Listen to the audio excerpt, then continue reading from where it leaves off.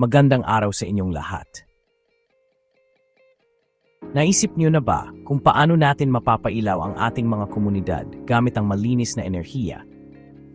Ngayon, gusto kong ibahagi sa inyo ang isang nakatuwang kwento tungkol sa Nueva Ecija at isang napakahalagang proyekto ng solar na babago sa lahat. Isipin niyo ito. Malawak na mga lupain ng mga solar panel na umaabot hanggang sa abot-tanaw, sinisipsip ang sinag ng araw at ginagawang malinis at renewable na enerhiya. Yan mismo ang nangyayari sa Nueva Ecija sa pamamagitan ng Terra Solar Project. Kaya, ano nga ba ang nagpapa-espesyal sa Terra Solar?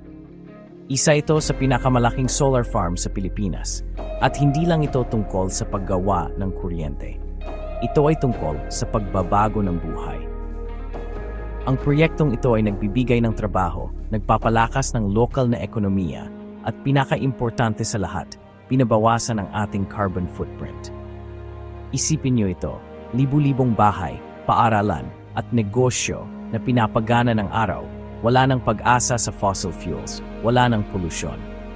Sa pamamagitan ng paggamit ng lakas ng solar energy, ginagawa ng Terra Solar ang Nueva Ecija na isang magandang halimbawa ng sustainable development. Ngunit hindi lang ito tungkol sa kapaligiran. Ang Terra Solar Project ay namuhunan din sa komunidad. Nag-aalok sila ng mga programa sa pagsasanay, lumiliha ng mga oportunidad sa trabaho, at sumusuporta sa mga lokal na proyekto. Panalo ito para sa lahat. At ito ang pinakamaganda, simula pa lamang ito.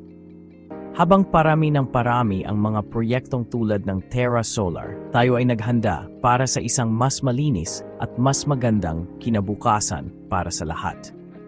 Kaya sa susunod na isipin mo ang kinabukasan ng enerhiya, alalahanin ang Nueva Ecija at ang kahanga-hangang gawaing ginagawa ng Terra Solar. Sama-sama, kaya nating pailawan ang ating mundo gamit ang lakas ng araw. Salamat sa panunood. Huwag kalimutang ibahagi ang video na ito at ipagbigay alam ang kamanghamanghang transformasyon na nangyayari sa Nueva Ecija. Hanggang sa muli.